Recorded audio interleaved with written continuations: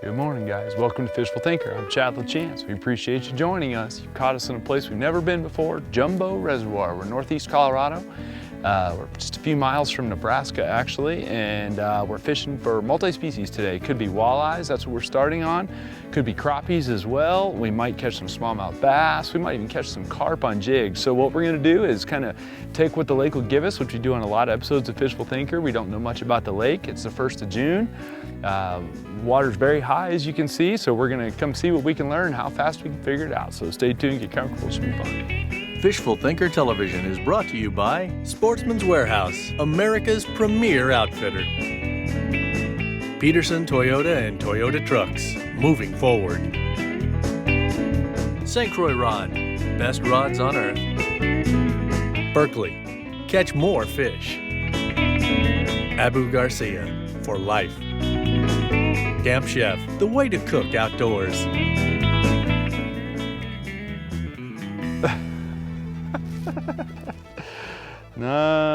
Okay. Thought I had a weed. You got a little tiny crappie. Little tiny gold minnow for a little tiny crappie. Didn't even know he was on there. That's bad. And he swallowed my thing. I wonder if that's what all the ones I'm marking on the graph, they might end up being that. And you know, we've seen a bunch of fish along here on the graph and I wasn't sure what they were. So the right answer is to put something out that'll always get bit, which is pretty much always a gold minnow, and sure enough, right away. So maybe they're all crappie, but that's okay. Hopefully we'll find some bigger ones. Little tiny crappies, there we go. We've been seeing a bunch of these guys on the graph and I'm getting bit, lots and lots of bites, and you can see the walleye guys trolling back and forth behind us. So far we hadn't contacted the walleyes. The bottom bouncers are catching lots of little baby walleyes, but we've been throwing more jerk baits and crankbaits, you know, that flicker shad there, trying to see if we can come up with a bigger walleye than what these guys are catching. So at any rate, beautiful little crappies. We keep finding those on the graph. They got to be 10 inches long to keep here, and not that we'd be keeping them anyway, but there is a bunch of them in here. We've already seen a bunch of them, and since we don't know much about the lake, you know, there's not a lot of point in going looking too much at the crappies until we see what's going to happen with the walleyes. But if we keep catching those, we're going to go look for more of them. We do, after all, preach to fish for what's biting. Okay, in the spirit of honesty, we here at Fishful Thinker would like to apologize. We put the boat in the water without thinking straight. I had the dreaded banana in the boat. Camera guy says now I must eat it and then suffer through the rest of the day. It's the worst luck a fisherman can have. I've been fishing for 20 minutes and haven't caught anything, and now we know why.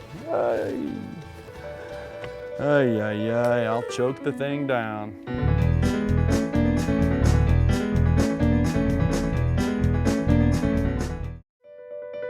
Fishful Thinker Television is brought to you by Ranger Boats, still building legends one at a time. Evinrude, spend more time on the water. Lawrence, find, navigate, dominate. All right, we're on our second spot, guys. We fished for maybe 20 minutes to a half hour on our first spot that we picked. We just picked a major main lake point. Truthfully, we picked a little bit because a couple people we talked to in the parking lot had mentioned it, and second of all, it just looked good to us. So we put the two together, we started there. It did not pan out very well except for a couple of crappies. We feel like if we want to catch crappies, we can go focus on them some other way rather than just hunt and peck a few of them on that point. So now we're on a dam face right here, a dike face, and it's got plenty of water. It's 5 feet deep on the base of the rock, so we're going to see if we can catch somebody here. Given that we know that there's walleyes and smallmouth bass in here, this seems like a good possibility for catching a few of them, and so we'll work our way down to where the wind's blowing in and see what it will produce.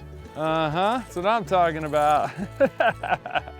Supposedly there's very few smallmouth in this lake, and we were hoping to do multi-species. Now, again, we've never been here, so we don't have any idea what we're really getting into. There's very little information. The closest thing to a map I could find was literally a blue ink blob, slightly out of round. There's not much information about this particular lake, and one of the things that we did figure out is that there was a bunch of smallmouth in here back in the day, but they had a major winter kill and drawdown and drought and this, that, and the other, and so the population was decimated. Well, there's a little tiny one, so we'll be quick to put him back. All right, found us a snake swimming across the lake. We want to see what kind it is. I think it's a bull snake just from here looking at him, but it might be a rattlesnake. We'll see here. We get up closer to him. Look at this thing, guys. What a beautiful snake. It's a big old bull snake. What a beautiful snake this thing is right here, guys. That's a bull snake. He's harmless. He looks mean. He'll probably try to climb in our boat, but that snake is absolutely harmless. In fact, he's a good guy to have in your environment. And we'll let him go about his business like we do all the snakes. All right, we're gonna see about sight fishing some carp here. We can see him up on the sand. Oh, he turned, he looked. Oh no, I hooked him on the tail. Okay, it came off. I had him right in the tip of the tail. I didn't want to pull on it because I didn't want to be stuck to that fish for the next 30 minutes. But I had him hooked on the tail. So we're looking on this sand right here, and you can see the sand, and we're just gonna look along here. And when we see one up cruising in the shallow water, then I can throw it to him and see if we can get him to bite. All right, I just sight fished this carp, guys. He comes cruising by in front of the boat, and I threw a gulp minnow in front of him, and he ate it. Look at the minnow stuck in his nose. Are you kidding me? Sight fishing carp. We told you we're opportunity fishing. It'd be, you know, it's funny because we talked about carp being a good game fish, and he was just cruising in front of me, and I threw this minnow in front of him, a little 3-inch gulp minnow as we were working down this dam, and he freaking choked it. So now we got a big old carp hooked up, and it's gonna get interesting before we get this thing in. I've got him on 6-pound, 100% fluorocarbon right here. And I threw the minnow in front of him about 5 feet, and you could see him turn and head straight down. I'm like, oh geez, he followed it. And sure enough, he got it. And we've been talking in the past about how carp are way underrated as far as the game fish goes, and sight fishing for them is an absolute blast. And that's a 6'10" medium light, extra fast action rod, St. Croix Legend Extreme. You've seen that's my standard gulp minnow setup. This rod almost never has anything besides a gulp minnow on it.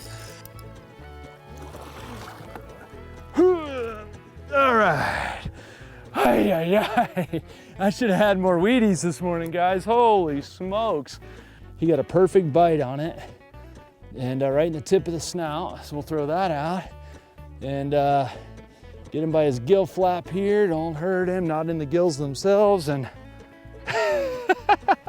big old fat carp right there, guys. So we're gonna get this guy put back, but sight fishing for carp, I mean, how can you beat that? Big old bugle mouth, they call him. And that's a pretty neat fish. Here you go, buddy. Okay, guys, we're gonna sneak back in. And what we're doing is we're just looking for him. And if you can see, the camera's got a good polarizer on it, but it's nowhere near as good as the polarizer on my Costas. Here's a couple of them cruising right here. You can see what we're looking at. There's one carp and 2 shad cruising together right there together. The carp's spooking going back. All we're doing is looking for those carp that appear to be feeding, that are cruising along, that appear to be feeding, and then pitch the jig in front of them real sneaky. And that seems to be the best deal. There he goes. Oh, buddy, that's why you go sight fishing for carp. I don't know, that's not a good sign. Out we go again. I have a feeling it's another big one. I got a good look at him as he turned down, but oh geez, it's another big one. That is good fun. Look at him go, bulldogging. Come on back here, dude. Oh man, they're so strong. This is only the fourth one that I've cast to, and 2 of them have eaten so far. So that's a real good sign. That's a fun way to catch fish too. Around the boat we go. That's the second lap around the boat. Here you go. Come on up here, buddy. Come on up here. Look at a bend in that little Legend Extreme. Whoop, whoop, whoop, whoop, whoop, whoop, whoop, whoop, whoop, whoop, whoop, right around there. Whoop, got him, all right. Whew. That's number 2, guys. And that's 2, I think, out of 4, maybe 5 that I've cast to. And I managed to hook 2 of them. They would come up and eat that little gulp minnow. So what a deal. I mean, people pick on carp and all that, but pick on them all you want.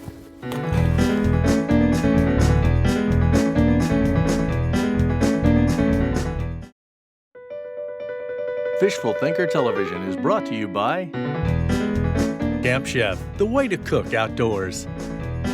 Peterson Toyota and Toyota Trucks, moving forward. Lawrence, find, navigate, dominate. Okay, 3rd spot, taking a quick break from sight fishing for carp. We found some riprap on the bottom of this concrete dam here. Not a ton of water depth on it, but enough that we feel like it might hold either walleyes or smallmouth. I don't think the walleye is gonna be in a very good mood in the first place. It's glass calm, it's high bright sun. It almost feels like a dog days of summer kind of day. You can see there's a little bit of an algae bloom. There's no wind. We have a full moon night before last. If the walleyes don't want to play, then we can sight fish for carp, or we can go dab crappies in the trees, or we can potentially go catch some smallmouth on some riprap. So we just go fish to the conditions. Got him. There we go. Got that one. I don't know what we got, but we smoked him on the crystal clear water. And look at this little tiny walleye.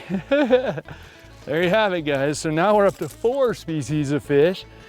People joke because we're always throwing chrome jerkbaits, and oh geez, why do you do that? Well, because we're in the Western United States and it's sunny a lot of the time. And today's a classic example of very high bright sun. He's got all 3 hooks of this little chrome bait right there. And it is literally like 1:30 in the afternoon on a June day. The whole key is to just get these fish to jump up and blast it out of a pure reaction, excitement, whatever you want to call it. I mean, we've talked about it on a jillion different episodes of Fishful Thinker. You make a bait that's real fast and real erratic, and you'll get somebody's attention with it every time. And boom, oh, I had that one, I saw him hit it. And one of the keys to the whole thing is I've got a very shallow running jerkbait, and the boat's in 9 feet of water. The reason my bait runs so shallow is because I want to draw the fish up to the bait. I'm not trying to take the bait down to the fish. What I want to do is take the fish to my bait. So by having the drawing power of a chrome jerkbait, I can draw fish up from deep water to my bait. And what did we catch this time? Now we caught a smallmouth. And there's no shocker. Smallmouth on a jerkbait is no shocker. Here on Fishful Thinker, we've done a lot of that, and he's a little bit bigger than the last one. Look at all the rocks right here.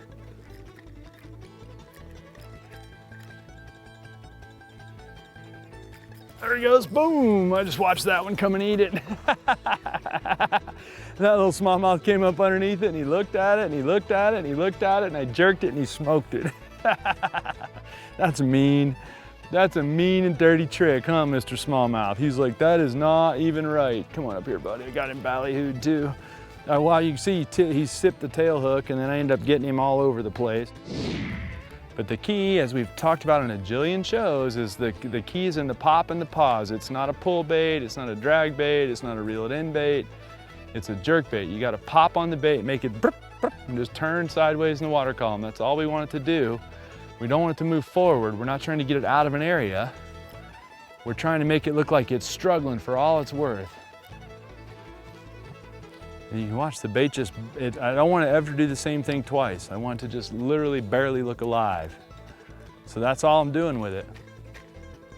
And it just rattles around. It's not moving. I'm not doing this with it. I don't want to do that. I don't want it to swim. I want it to do that. That's what I want it to do. And you do that around game fish, you're going to catch some of them, I promise. Now, I'm noticing that some of the rocks on the foot of the dam are running out as we get farther down it. And I've never been here. I would like to point out real quick, that's the same as most shows we do. We don't know anything about the lake. So we do that on purpose because I enjoy going and figuring it out. And I feel like that's one of my favorite things to do is to go figure out, okay, don't know much about it, let's go see what we can catch. And as opposed to going someplace that I know, and I know the patterns, and I know the good spots and all that, it's just invigorating for me to go try something like this. So we do a lot of it. We fish a lot of dams, we fish a lot of boat ramps, we fish a lot of main lake and secondary points, we fish a high number of channels, we fish swim beach areas a lot, we'll fish any sort of dike or windbreak or tire barriers. We fish those things a lot. Again, they're all multi-species things that we like to do. Incidentally, right where we keep seeing these smallies right here in this one little section also happens to be where we've seen the most walleye along here. So there we go. Oh, he's little. Poor guy. I just saw my line pull straight. Come up here, buddy. Now we're gonna find a big one. It's funny because Parks and Wildlife says there's not very many of these in here, even though they've put a lot of them in here over the years, but I'm told there are some big ones in here. So that one's not quite a big one. He hadn't been in here for very long yet.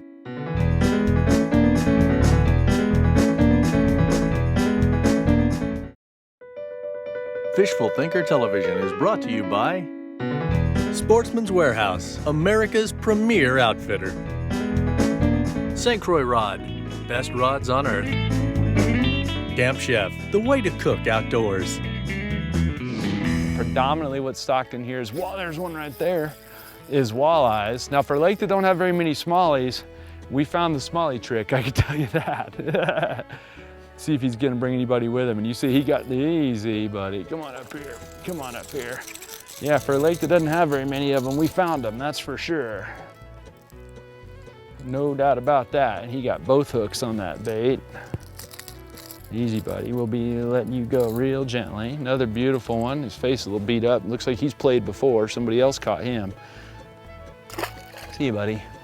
And you can play with them, no different than those carp up on the flats we were catching a few minutes ago. If you're up on the flat part of the bank and you can see carp and cast to them, that's fun. If you can see smallies that are hunting your jerkbait down, you can work the bait and get them to bite it, that's fun.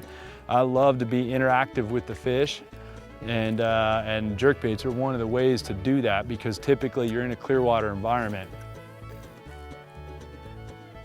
There we go, got that one. Yeah, we can put some numbers on the board with this one, that's for sure.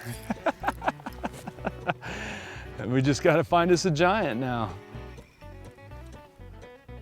Come on up here, buddy. And it's hooked on the side of the face there. He got all excited about it. He got himself on the side of the face. And that happens so often with smallmouth. This one's got a hook. Look at this. Let me get that out of there. This one's got a hook right here. He got somebody broke off once before. I will not pull that out of there. We'll let him continue to work on that on his own, just because of the direction it was in there. So yeah, we figured out a way to rack up numbers really quick, and typical with any Fishful Thinker episode, that's what we always want to go do, and we've done it. On the flicker shad, there we go, guys. We wanted to mix it up like we talked about back and forth. I got the jig out, and to be honest with you, they just didn't want to bite it, and that's really not a huge shocker. With a jig, it's hard to generate urgency for the fish unless you're really snap jigging it. And so I got out the little flicker shad bait, a number 5 flicker shad, and we'll bring him on up here. And a perfect little smallmouth right there, and he's right on the corner of the mouth. It'd be no worse for the wear, but that little perch colored, beautiful fish. It's a little Pro Series perch colored number 5 flicker shad right there, and I got it on a straight 8-pound Trident 100% fluorocarbon XL and a 6 foot, I think it's 6'9" medium light, extra fast St. Croix Avid X rod, and then the little Revo reel. We were told there was no largemouth in here, and that's a very small largemouth, so don't know what the deal is with that, but according to the official creel surveys, they're not in here. No one told that one, so we'll see about that. It's funny because we've seen some cover that looked really good for largemouth, and we haven't fished any of it because there aren't supposedly largemouth in here, but it makes me wonder if there aren't more. Walter right here. Oh, buddy, here we go. All right, we came to one more spot, guys. And actually, we're gonna take our chances with him because we're gonna drop him right back anyway. And he ain't any bigger than any of the other ones, guys. He's not any bigger than any others, but we came to one more spot to fish another little section of rock. I got the little flicker shad out right there and started throwing it again. We've been bit on that earlier today as well. It's perch color. It goes real good in this watercolor. And there you have it. There's another little baby walleye. There's fish. There we go. There's a decent one there. I'll nose out a little bit. The one good thing is by downsizing the little flicker shad and the little rod, and it's on 6-pound 100% fluorocarbon, it makes even these little smallies like this, of which there seems to be a jillion of in here. I just was fixing to spit out. Look at that thing.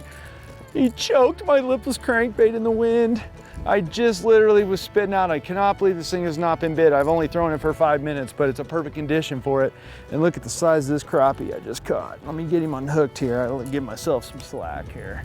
And we'll get him off and get him put back because that's a beautiful crappie and we don't want to hurt him any. If we were in a position to be eating fish, this one would be a tasty one right here, but we are not. All right, there we go. I had to wrestle with that one, but anyway, we'll get him put back. The lipless crankbait, the breeze finally came up. It's another giant smallmouth, but that's okay. Because with the amount of bugs we're enduring to catch these guys, that's okay. And it's kind of funny because we just fished all the way across this dam with no bites at all. And then we get to this corner where the wind's blowing in and get one bite. And he might not be a giant, guys, but with the way our afternoon's gone, we're happy to see him at this point. And you know, our show is always about being honest. We always want to be honest with our audience about how our day is or isn't, because, beautiful little Smiley, because that's the way fishing really is. So, you know, as the host of the show, sometimes it's a tough pill to swallow when you don't have a great day on the lake, but we've never been here, didn't know much about it. We did catch carp, crappie, smallmouth, and walleye, so we had a good day in that regard. We struggled with size, but that's okay. I think if we came back in better conditions, we'd do better. We talked to a whole bunch of trollers today as well, a whole bunch of trollers. They were catching fish one after the other, and the vast majority of them were 12 to 14 inch walleyes. So I think generally we hit the lake on a bit of an off day, and sometimes that's going to be the situation. But we sight fished for some carp. We had a great time doing that, got some big pulls on our strings, caught several of them and had a good time with it. And of course the smallmouth were very cooperative, even though there are really not supposed to be very many of them in here. So we made the best of what we could. Hopefully you enjoyed it and learned something. Hopefully you appreciate our humbleness and being and willingness to put this on there. Some days you win, some days you don't. If you try these techniques, I promise you a lot of the times they will work, even if they weren't real super successful here today. But we did catch a bunch of fish, had a good time. Check us out on Facebook, Instagram, or Twitter if you want to join the conversation. Hopefully you'll tune in and see what we're up to next week, and hopefully we'll have a little bit more success. Maybe we'll even catch a giant. So we appreciate you watching, and we'll see you then. Time now for today's best catch, brought to you by Berkeley. He comes cruising by in front of the boat, and I threw a gulp minnow in front of him, and he ate it. Look at the minnow stuck in his nose. It's funny, as we talk about carp being a good game fish, and he was just cruising in front of me, and I threw this minnow in front of him, a little 3-inch gulp minnow, as we were working down this dam, and he freaking choked it. And that's a 6'10" medium light extra fast action rod, St. Croix Legend Extreme. All right. He got a perfect bite on it, and right in the tip of the snout, so we'll throw that out and get him by his gill flap here. Don't hurt him, not in the gills themselves. And Berkeley, catch more fish. oh, there's one. He's on it. He's on it. Oh, he's bumped it like 5 times. Burk, burk, burk. Oh man. Oh. If anyone's watching this, we need a bug spray sponsor, and we need it yesterday. All right, we need to cut for a second. Cut. You can cut. Cut.